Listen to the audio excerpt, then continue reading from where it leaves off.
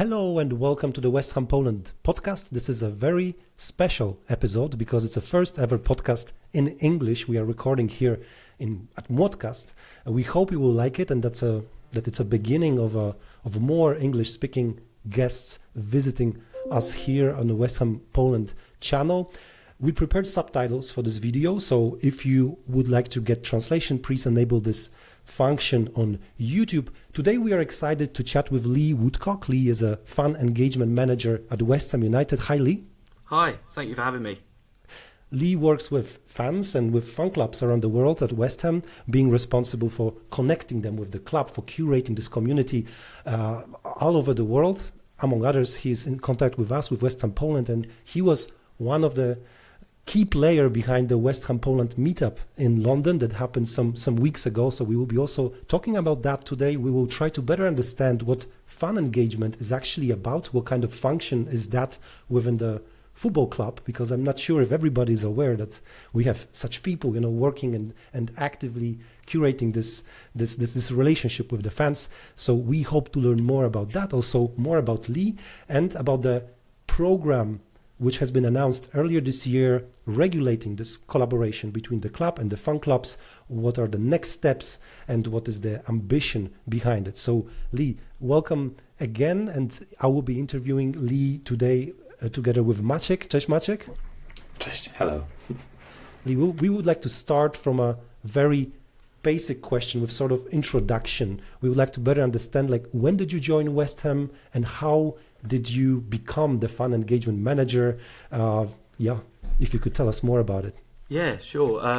So I began my West Ham journey back in November 2017. So when I first joined the club, it was on a matchday role, so not quite full-time, and it was alongside my studies at UCFB. So I studied football business and marketing.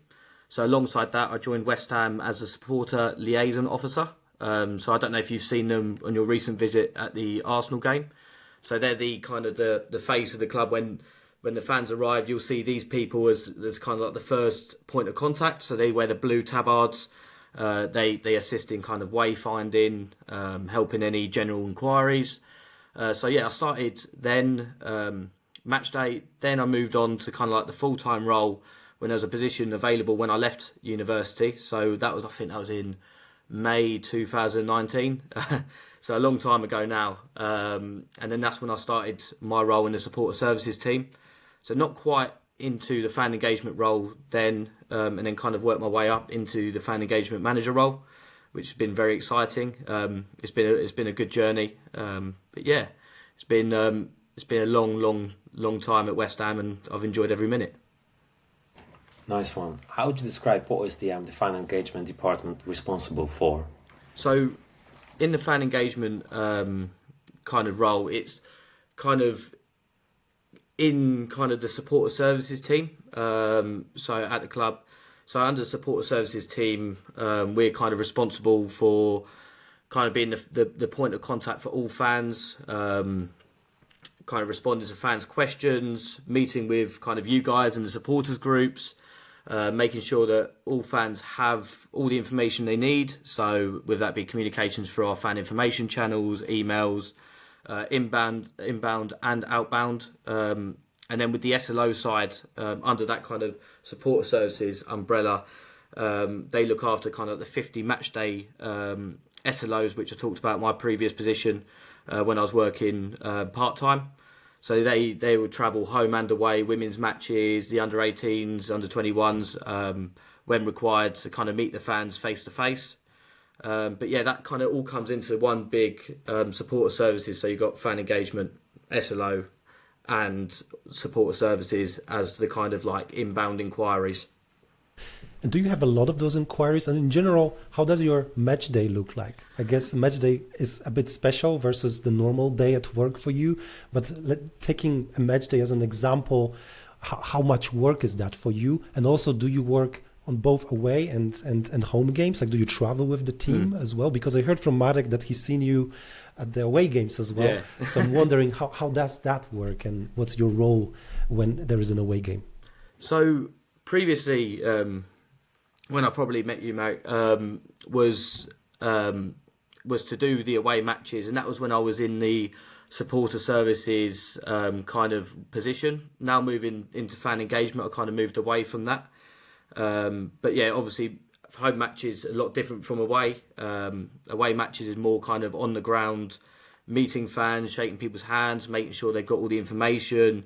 If they need a duplicate ticket or if they've kind of lost something, it'd be the kind of the first point of contact, which I don't believe happened until probably about 5 years ago, before we had the stewarding team. But in terms of supporter services actually attending away matches, that's kind of when that happened. In terms of kind of inbound inquiries, we totaled up last season that we received 25,000 messages, emails into the club, and that's what the supporter services team do a great job in kind of responding to. And that's a lot. That's a big part of kind of the non-match day. In terms of home match days, you see kind of big groups like yourselves coming over. We kind of try to build a connection with you with the groups before kind of putting on an experience or something that you wouldn't kind of most likely get on a kind of a normal match day. For example, kind of like pitchside tour, meeting Lucas Fabianski and things like that. So that's where the kind of fan engagement element comes into that. Yeah, brilliant. What are some of the most rewarding moments you experienced in your role or one of the previous roles at the club?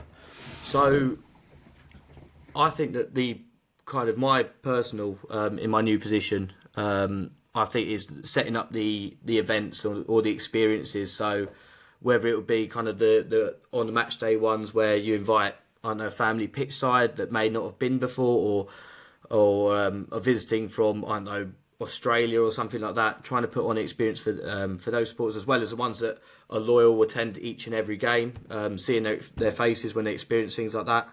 But also the big ones like the fan parties, the Premier League mornings events, and going to these places, trying to set up an experience or an event and seeing the outcome of that event. And I think that's one of the most rewarding things for me. I do a lot with kind of the junior supporters as well.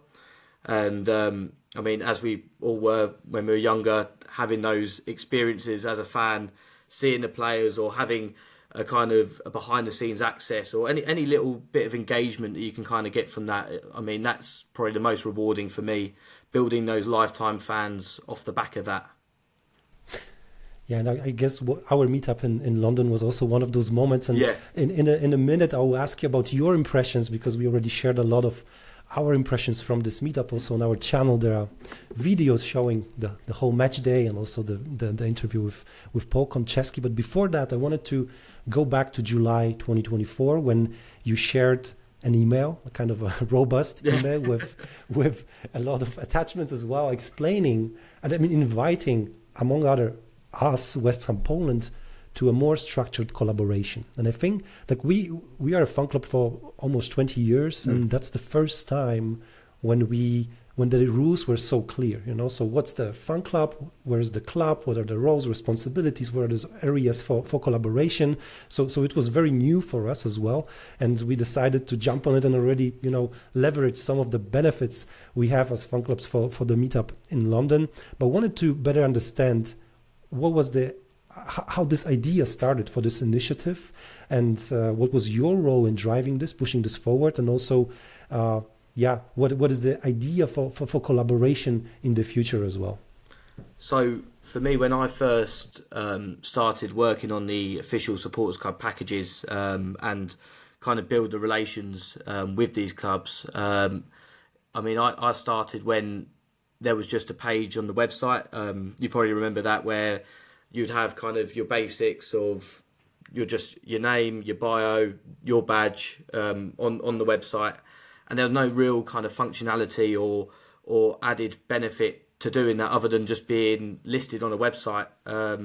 So for me, I think the breakthrough moment was to look at that and look at ways we could kind of progress that in a way where we can further engage. I think the one thing for me was making it not just there's all these different fan clubs in different countries and continents. It's about bringing everyone together into one place and using the website as a kind of a one-stop shop for all fan clubs and all information, where fans can visit the website or hear a story on the website, but then being able to link back to that club on the profile and actually join it.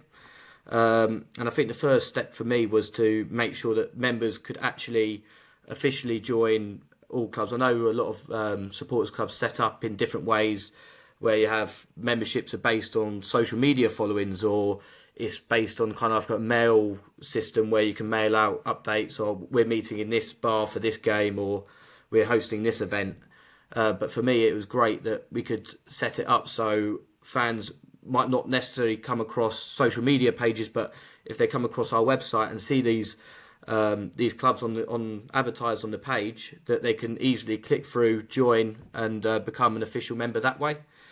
And I think the second thing for me was that there was no kind of long-standing plan or benefit to being a club. So or to be an official with the club. So it was, you have a place on the website, but what is the next step for that? What can we do to further engage between club and supporters club?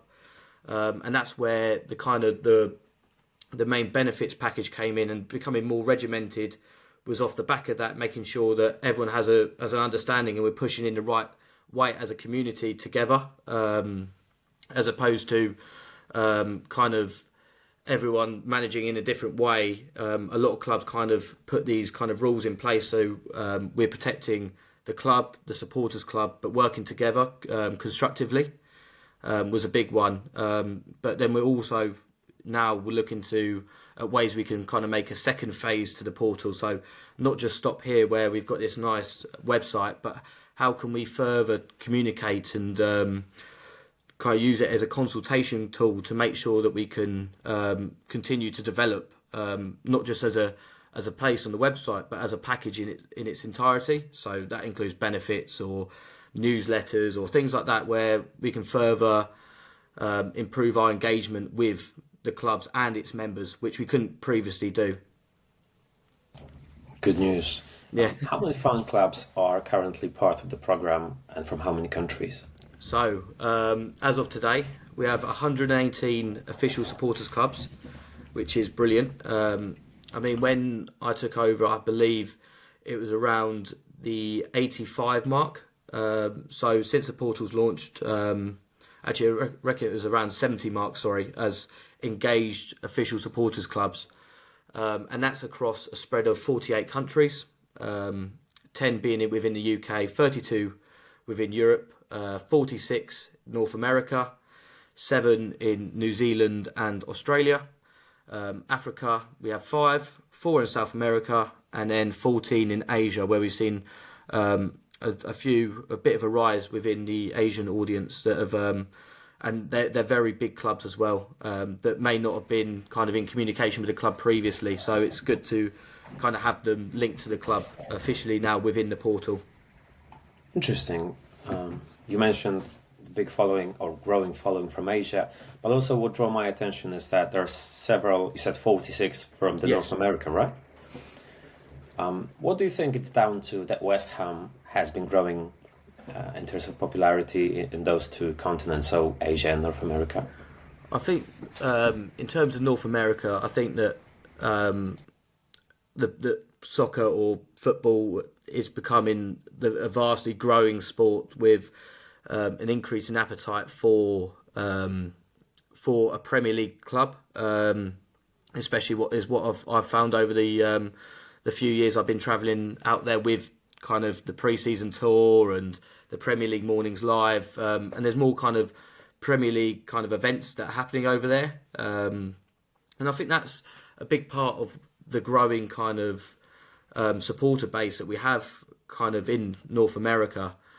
In terms of Asia, I think that there was always a big following. I don't think there's been a dramatic increase. I think it's just that they're now seeing the portal, and because they're already the clubs that are joining from those regions, like Singapore, in Bekasi, that those are pre-existing clubs as opposed to new formed clubs. But yeah, it's great to have them on board finally. So yeah, great news.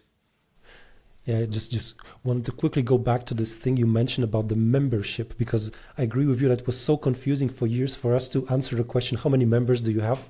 Yeah. And wow, I mean, we have 4,000 on Facebook, but Yeah. who is the member, you know? And I like this one common currency, you know, for all the fan clubs around Yeah. the world to say, okay, we register here and that's the official membership. And of course, we have much more West Ham Poland people, you know, than the number you see in your system. Not everybody registered, but like having this clear process for registration, I think it's a great step forward. I wanted to ask about Poland. Like, how does Poland look like comparing to other countries? Like, we think, like, our perception of West Ham Poland is that we are overperforming. You know, when we look at the fan clubs of teams not from the top, you know, Champions League. Like, we just don't see such organized communities. I'm sorry for bragging, but I mean, we also get this feedback a lot. And I'm wondering, is it really comparable to the, you know, fan clubs in other countries, European countries maybe? Just would like to get a perspective here, like how big West Ham Poland is in your eyes. I mean, West Ham Poland is massive. One of the highest registered members, and like you said, there's definitely room to that you have membership, but they haven't registered yet. But even without those members, you still are the biggest, if not one of the biggest groups on the portal, and as an official supporters club on the website. And like I mentioned to you before, having a website, having an app, having a podcast, I mean, it really is, it's incredible what you can do, and to reach those bigger kind of targets within, obviously, the Polish community in England, as well as the fans in Poland, and reaching as many fans as possible. And obviously, you are kind of like one of our best in class examples when it comes to showcasing to other clubs what they can do to kind of further enhance what they do. But obviously, with a lot of clubs, they consume the supporters club package in different ways. So a lot of people rather do it where they have events, but they don't really do it much on social media. So it's not really content based. It's more mailing lists. Let's get together and watch a game. Others, it's a very social media heavy. But in terms of having an app, I think that you're the only one on our supporters club portal that has an app. I'm sorry if I've missed anyone out. But yeah, I mean, West Ham Poland's massive, and you can see that when you had almost or just above 50 members that attended for the Arsenal match this year, and also making new members when you attended, was it the Bow Bells pub before the match, and you managed to find a new West Ham Poland member. It just shows you what you can do. Yeah, 100%. Actually, do you see a correlation that if a player from a certain country comes to West Ham, then the popularity in that country goes up? Yeah. Because I know, just to finish up, I know there's a Twitter or X profile of Ghanaian Hammers. The Ghanaian Hammers, Yeah, exactly. And I think they also visited the stadium because they posted some pictures some time ago. Yeah. I would imagine that's related to Kudus joining West Ham. So just that, taking that as a benchmark, does that happen a lot? And do you have any prime examples? Yes, so we've seen it happen before where I think previously, the first time, I mean, within my time at the club, I think the biggest one I saw was Javier Hernandez, and then the growing Mexican Hammers fan base. But the problem is without having that portal at the time, it's hard to see a fluctuation or increase in numbers of members to be able to kind of compare it between a time frame. So yeah, it's but with the portal we can now do that, which will be interesting to see. But yeah, definitely with your example, with Kudus joining from from obviously Ajax, but being from Ghana, they came down and met him as well, which was brilliant, as well as Joseph Anang. So yeah, and you could even see how big the Ghanaian Hammers have got, which I'm not too sure whether that's just Kudus based, or whether it's just the way they've set up their club. But you can see that when Antonio came over to Ghana recently, flew into the airport, and they all greeted him at the airport. I don't know if you saw that video. And they had the big flag, and they gave him all Antonio Ghanaian scarves and things. It was brilliant. But yeah, I think there definitely is. And I mean, from your example, did you see kind of an increase, being obviously from having your sports club for 20 years, did you see an increase when you had Lucas Fabianski, for example, joining? Did you see an increase in membership at the time, or? Totally, yeah. I would say, as I said, we don't have like a clear membership process, so it was hard to count, but you see how many people are interested in joining the fan club or creating content for us, you know, like we were getting much more inquiries, like questions, how can I join, how can I be part of the community? And I think Fabianski is a very special player in Poland. I know he's special at West Ham as well, but I think in Poland for years a lot of people considered him the best Polish goalkeeper, and we have few, you know, so like there's always big competition on the goalkeeper position, but Fabianski is a very special guy, very professional. He's not like, you know, he's a very professional guy, smart role model. It's a very different, and that's why he gathered a lot of fan base. Like there are a lot of Fabianski fans. He has an official fan club. He has a lot of people following him specifically, so they automatically started to get interested, like what is this West Ham Poland about, because they also talk about Fabianski a lot. So we had a lot of new people being interested in West Ham, and I think that's a nice scheme, you know, like you get a player, then there is some sort of buzz around him, and then those people are interested in West Ham, and it's important to act and to capture also those people as a club. So I bet that's also a goal behind the collaboration with fan clubs, you know, and this correlation with the nationality of the players might be actually the key, because I believe a lot of Fabianski fans will stay with us even after he leave West Ham. I hope this won't happen anytime soon. It's when they join, isn't it? It's when they already join the club, your club, see the kind of community base within that, and they don't want to leave when the player leaves. It's kind of building 100%. upon that. It's actually a player journey. It's a great platform also for us to show what the club is about, you know, the values, the culture, the history. So as you said, I believe plenty of us will stay with West Ham even after Lucas will retire one day, ultimately. It's a funny thing because he retired from international football a few years ago. Yeah. And we could do with him in goal right now in the national team, because we're struggling, and he's still in good form, as you can see in the Premier League games. He's brilliant, isn't he? Yeah. I'm really impressed because he's like 39. He's 40 next year, and he's still very agile and very dynamic in goal. So I think if he wanted to do another 5 years, I don't think he would want to stop.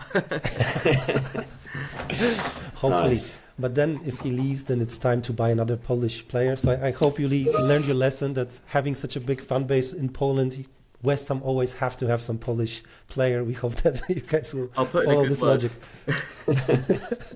I wanted to quickly ask you about the West Ham Poland meetup. So for those who didn't see the videos from the meetup, I'll just quickly mention that a few weeks ago we've met in London with a group of like 50 people. We watched the West Ham Arsenal game together. We spent the whole day, actually weekend, together. We were hanging out in this fan zone, and thanks to you guys, thanks to you, Lee, that you make this available, this space for us, so we could be there before the game. We had a chance to meet with Paul Konchesky. We've met in a Bow Bells pub before the game, and then we were visiting the stadium the next day. So a lot has happened, and Lee was supporting us a lot. Also the media team, I think, of West Ham United was there, recorded a lot of interviews. We were in the match program on social media. There was a huge coverage. So I wanted to get your impression, like, what do you think about it? Like, is it a standard format you have with fan clubs, that they're just, you know, coming and you have this package, and or was this in any way special situation having us in London that day? I think that we always try and do something when we're made aware of a fan club visiting London Stadium for a match. We always try and do something, whether it's a pitch side tour, whether it's an interview, whether it's so I think that any kind of experience or any kind of media bits that we can do with these clubs to kind of not only kind of showcase them on the portal, but kind of hopefully kind of get their name out to their kind of to anyone that can kind of join their club is a big one for us. But in terms of the West Ham Poland kind of meet, we've never done something similar to that on that sort of scale. It's very rare we have a group of around 50 people turning up for a match. So yeah, it was great, and that new space, Riverside East, having that kind of so close to the stadium and being able to potentially use that on some occasions as a kind of a meeting spot for these fan groups that come over, like West Ham Poland, is great to have. And it's only obviously a short walk to the stadium, and which makes it the ideal location. But also having kind of the DJ there, food and drink available, and it's quite a big space as well. But yeah, it was very different to what we kind of usually do with supporters groups, and of course the tour kind of wrapping it up, which was a nice thing to be able to arrange. It's not always something possible when clubs sometimes arrange to come on the day and travel back on the same day. So it was great that we could be able to sort that out. Yeah, agreed. And again, thank you one more time, because to pull that all together for us in such a short time was absolutely fantastic and a really great experience for all the fans. Did you have any comments from Paul or any of the other media team members after that? Maybe any feedback? So, plus, sorry, just to finish up on that note, do you actually get any feedback from the fan clubs on your work, or do fan clubs have any ideas how to improve this communication to make it like, two-way thing? Yeah, so in terms of kind of feedback and kind of consultation, that side of it, we've got a new international fan rep. I'm not too sure if you're aware. We put it in the newsletter, but Scotty, who's the chair of Baltimore Hammers, he's kind of the international rep, which sits on the fan advisory board, which is pushing these ideas to the main board to kind of try and push kind of international fans and groups decisions and feedback through. What we're trying to do, which I don't think we've done well previously, I think that we're getting better at is trying to kind of consult fans more. So, for example, we sent out a feedback form last week about what we could do for a potential fan event, and we're looking in the next couple of weeks to send out two surveys to both the chairpersons and the members that are signed up to the portal to get feedback on the portal, the package, the benefits, what they like to see when we meet up on a match day, if they visit the stadium, the ticketing side of things. So it's definitely one. It's one we're looking to do more. But in terms of actual fan feedback, we often get quite a bit after fan events. So we normally do a survey after a fan event. What went well? What could we improve on? What would you like to see next time? But yeah, we normally, and when fans visit, like yourselves, obviously they say thank you if it went well, and provide a little bit of feedback about yours experience or their experience. So that's always really helpful to kind of tailor the next kind of experience for fans. But in terms of Paul loved you guys. He said he loved every minute of it. He said it was great meeting you all. He's never done anything with the supporters clubs before, so he said he was really grateful to come down and meet you all.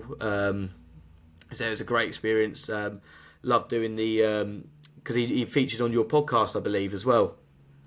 Well, yeah, we had a short conversation with him. Yeah.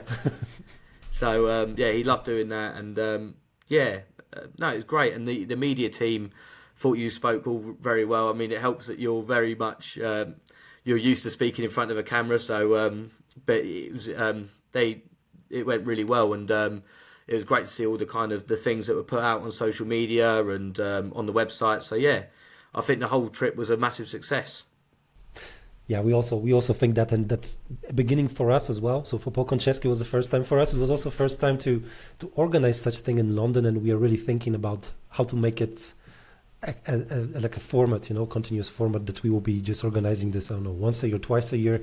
Let's see. But definitely everybody loved that, and I'm sure there are much more people being interested in joining such meetups. So I'm sure we will be organizing such things in the future. You mentioned the media team. I also mentioned the media team. Just wanted to drop one note that after the post on the West Ham official Facebook, Twitter, we've seen a lot of comments from Polish West Ham fans who never knew about West Ham Poland existing. So it's also like this is a very helpful for us to broaden the reach of West Ham Poland, to find new members and to interact with them. So just wondering if you guys plan to tighten this collaboration, to involve media team more in those locally specific activities, because for example, I remember in the 11th of November, which is a very important day for Polish people, the media team posted a photo of Kinga Szemik and Łukasz Fabiański with Polish flag, and that was something amazing. And I seen all the media in Poland, sports media, like related to Premier League, but they were just reposting this and showing, look what West Ham did, And I think those little local things, they are so important, so relevant, and also help us to grow as a fan club. So question if you plan to do it. If not, we would like to drop this idea of like leveraging those channels more, because you guys have such a wide reach. So what we're looking to do is, again, increase the visibility of all clubs, which this season we kind of put a strategy behind. So when clubs come over, making sure that we can at least interview or on video, or even just a email response to try and showcase all clubs, and also the portal itself, to kind of give that visibility to the wider groups as well as just the groups that are attending. So these will kind of be published within the program on a match day, one dedicated to each program, and then on the website, as well as kind of in the portal under the news section, Hammers of One World section. But yeah, we've a couple of examples. For example, was the Thailand Hammers and San Diego meetup, which I thought was a really cool story. So I think there was one or two San Diego Hammers that travelled to Thailand to watch a game, and they met up with the Thailand Hammers that kind of greeted them and took them under their wing, and they had a great time. And they're actually looking to do another meetup soon. We're looking to showcase kind of anniversaries, like Station 936. They've got a 35-year anniversary. So we did a lot with them, getting their story about how they started and what they're looking to do in the future, as well as kind of like Transpennine Irons, for example, have got a fan team and they play matches. So sometimes we had an interview with them with the latest kind of updates of how they played against Everton and things like that. So we're looking to do as much as we can to kind of showcase these clubs. But yeah, the more we can do, the better, to kind of get the official supporters clubs' names out there. Yeah. Does the fan clubs or the fan base of a certain region affect in any way how the club prepares for pre-season tour in terms of where the club goes and the location of the tour? Do you think that's taken under consideration, or what are actually the the criteria for the club to consider when deciding where they go on the pre-season tour? Unfortunately, I think that's a little bit out of my depth on that one. Okay. I'm not too sure on how the decisions are made, or where we go. I kind of get the brief of where we're going, and then the next step is to see what clubs are nearby to then kind of further engage with those groups to see what we can do. Yeah, I remember there was a meetup in Philadelphia with West Ham fans in 2022, and Carlton Cole was there as well. So I've seen this direction that you guys really trying to consolidate this fan base in US, and that you also see that there are a lot of fans there. So I was actually looking at the pictures. I was surprised how many people were there, because it's a massive fan club. So that was a part of the Premier League mornings. So they did one of their events in Philadelphia, and that was the first one I actually attended. But yeah, I'm always surprised I say surprised, I'm not anymore, because West Ham are massive. It's just ridiculous the amount of fans that you see kind of everywhere. You go to kind of the most rogue places and you always see a West Ham shirt somewhere. But yeah, those Premier League mornings events are brilliant, and a lot of the dedicated US clubs attend. It doesn't matter where in the US it is. Everyone seems to manage to come together, especially kind of like the pre-season tour. Kind of really opened my eyes when we did the official supporters club dedicated party with the groups, and it wasn't just groups within the US. There was a couple in Canada and things like that attended. And I think we had around 300 that night, which shows how big of an occasion it really is. And I'm sure, and I mean, I remember even with the kind of the Conference League and Europa League, meeting all the fan clubs around Europe that have travelled miles and miles to come and watch, or even just to come and join in with the pre-match festivities before the match. And it was great to see, and it was great to meet a lot of people. Were you in Prague, for example? Interestingly enough, I went to Roma Derby this year in May. Yeah. Roma versus Lazio, and I've seen at least 5 people in West Ham Di Canio's shirts. Honestly, I was like, wow. It shows you, doesn't it? Everywhere West Ham, yeah. But Lee, did you do anything around Prague final? Was there any fun engagement that day? Because it was also kind of special, special event, definitely in the history of West Ham. And this whole European tournée, like, were you present? Like, were you also traveling with the team? And did the club do some sort of attempts to meet with the fan clubs when traveling in France, in Germany, Netherlands, I think, Belgium? Yeah, there's a few. Over the 3 years, I've definitely clocked up the air miles. But yeah, I think for Prague specifically, we did another Colton Cole kind of Q&A, a quiz, which was dedicated to our official supporters clubs as well. So we reached out to all clubs on our database, because we knew that everyone was going to be coming from all places of the globe. I mean, we had a lot from America, we had loads from all across Europe that attended, and that was just before the day before the final. So I know a lot of people were travelling in, but yeah, we did a dedicated event then, which was so good. It was the first one I kind of planned from start to finish at the time. In terms of meeting supporters clubs during the kind of the group stages and that, a little bit more difficult as my role kind of differed slightly at the time. I wasn't really doing too much with the supporters clubs throughout that kind of journey to Prague.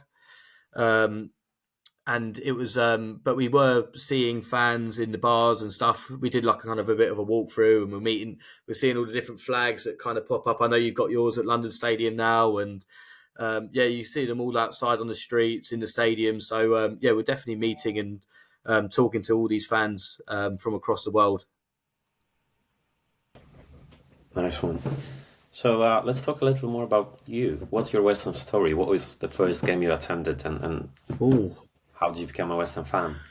So my first game, so unfortunately, my first club isn't West Ham United, which I know, don't hate me, but it's a nice club. It's a nice club. It's AFC Wimbledon. I don't know if you've heard of them, a little team in southwest London. Yeah, of course. So they're my first team, but I'm definitely an honorary member of the West Ham fan club. Being at the club for 7 years, you kind of build an affiliation towards the club. And like I mentioned, travelling home and away with them, I definitely had my fair share of tantrums when things weren't going our way, in terms of, I don't know, whether it would be a goal going in here or a refereeing decision. But yeah, the journey definitely started with my first game. It was actually before I started, actually. My first West Ham game was when I was at uni. West Ham versus Accrington, the EFL Cup. I think it was the Pyatt last-minute free kick. I don't know if you remember it. It was a very obscure match. But I remember tickets were like £10, and me and my friends just wanted to come and see the stadium. And from there, really, I went with my friend to all the matches. He had a spare season ticket, so I used to go to pretty much all the games, even before I joined West Ham as a staff member. So yeah, I'd definitely say West Ham is my second team. It's hard not to fall in love with this club, isn't it? Yeah, it's interesting because AFC Wimbledon, like we had in this podcast Emil Kot. He used to be scout for West Ham Yeah. for the youth teams. And right now he is a coach of IFC Wimbledon U15.